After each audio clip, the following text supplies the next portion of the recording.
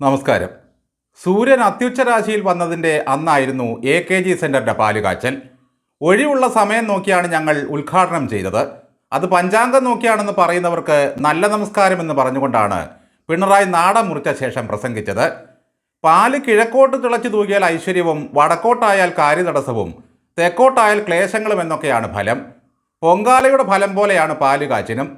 എന്തായാലും 10-ാം ഉദയത്തിൻ്റെ പാലുകാച്ചൽ അത്ര പന്തിയല്ല എന്ന സൂചനകൾ നൽകിക്കൊണ്ട് ആ തായ്ക്കണ്ടി വീണയ്ക്കെതിരെ SFIO റിപ്പോർട്ട് വന്നിരിക്കുന്നു. ഈ കുട്ടി അത്ര മോശക്കാരിയല്ലെന്നും ഇടപാടിൽ കോടികൾ തട്ടിയെന്നുമാണ് റിപ്പോർട്ടിൽ പറയുന്നത്. തട്ടിപ്പിൽ മകൾക്ക് സുപ്രധാന പങ്കുണ്ടത്രേ. ഈ വിവരം അറിഞ്ഞപ്പോൾ അച്ഛൻ പറഞ്ഞു ശുദ്ധ അസംബന്ധം. അച്ഛനുടൻ തന്നെ ഡൽഹിക്ക് ഒരു യാത്രയുണ്ട്. കേരള ഹൗസിൽ ആർക്കോ വിരുന്നൊരുക്കാൻ നമ്മുടെ തിരുതത്തോമയോട് പിണറായി പറഞ്ഞു കഴിഞ്ഞു. പാർട്ടി വളർന്ന് ആകാശം മുട്ടുമ്പോഴും പ്രയാസത്തിനുള്ള ഓരോ വഴികൾ നോക്കണേ. ഇതൊന്നും കണ്ടാൽ വിരളുന്നവനോ വിറയ്ക്കുന്നവനോ അല്ല മകളുടെ അച്ഛൻ. കൈകൾ പരമശുദ്ധമായിട്ടുള്ള പിണറായിയും മകളും വേറെ ലെവലാണ്. ലാവ്ലിൻ കേസ് 43 തവണ വരെ സുപ്രീം കോടതിയുടെ ലിസ്റ്റിൽ വന്നതായി വാർത്ത വന്നിരുന്നു. ഇപ്പോഴതേപ്പറ്റി ഒരനക്കവുമില്ല. ഈ കേസ് എന്ന് വാദം കേൾക്കാൻ എടുത്താലും അന്ന് CBIയുടെ വക്കീലിന് പനിയും വയറിളക്കവുമാണ്. AKG സെൻറ്ററിൻ്റെ പാലുകാച്ചിൻ്റെ സന്തോഷമെല്ലാം SFIO റിപ്പോർട്ടിൽ മുങ്ങിയതിൻ്റെ സങ്കടത്തിലാണ് അന്തം കമ്മീസ്. ഒരാഴ്ച കഴിയുമ്പോഴേക്കും അടുത്ത കാർഡ് ഇറക്കേണ്ടി വരും മാധ്യമങ്ങൾ.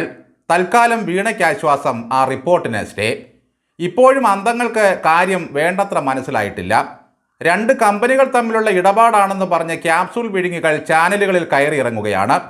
രണ്ടും സ്വകാര്യ കമ്പനികളാണെങ്കിൽ ഒരു പ്രശ്നവും ഉണ്ടായിരുന്നില്ല. നികുതി അടച്ചാൽ തീരുന്ന പ്രശ്നമേ ഉള്ളൂ. പക്ഷേ സർക്കാരിൻ്റെ ഒരു പൊതുമേഖലാ സ്ഥാപനം ഒരു മുഖ്യൻ്റെ മകൾക്ക് എന്തിന് കോടികൾ മാസപ്പടി കൊടുത്തു എന്ന ചോദ്യത്തിനാണ് മുഖ്യൻ ഒച്ചയടച്ചിരിക്കുന്നതും അസംബന്ധമെന്ന് പറഞ്ഞ് മോന്ത വീർപ്പിക്കുന്നതും. ഇത് ജനങ്ങളുടെ നികുതിപ്പണം കൂടിയാണ് അന്തങ്ങളെ. അച്ഛൻ ഭരിക്കുമ്പോൾ മകൾക്ക് മാസപ്പടി നൽകാൻ ഇന്ത്യയിൽ ഒരു നിയമവും അനുവദിക്കുന്നില്ല. അമ്മയുടെ പെൻഷൻ കാശ് കൊണ്ട് മകൾ തുടങ്ങിയ ലോകത്ത് ഒരു കമ്പനിക്കും ഇതുപോലെ ഒരു ഗതികേട് വന്നിട്ടില്ല. AKG സെൻറ്ററിൻ്റെ വിലാസം വെച്ചാണ് ഈ കമ്പനി ബാംഗ്ലൂരിൽ പണി തുടങ്ങിയത് എന്നോർക്കണം. പേര് ഗംഭീരം, എക്സാ ലോജിക്ക്. എന്നിട്ടിപ്പോൾ പറയുകയാണ് പാർട്ടി പ്രതിരോധിക്കുമെന്ന്. കള്ളം പ്രചരിപ്പിച്ച് ഈ കുടുംബത്തെ മോശമാക്കിയ SFIOക്കെതിരെ എന്തുകൊണ്ടാണ് നിയമ നടപടിക്ക് പോയിക്കൂടാത്തത്?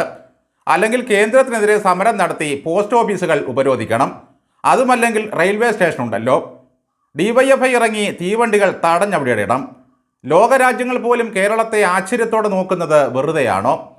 ഒരു പാർട്ടിയും അതിൻ്റെ അടിമകളും ഒരു ഭരണാധികാരിക്കും കുടുംബത്തിനും വേണ്ടി ചത്തുകിടന്ന് ന്യായീകരിക്കുന്ന വേറെ ഏത് രാജ്യമുണ്ട് ഈ ലോകത്ത്?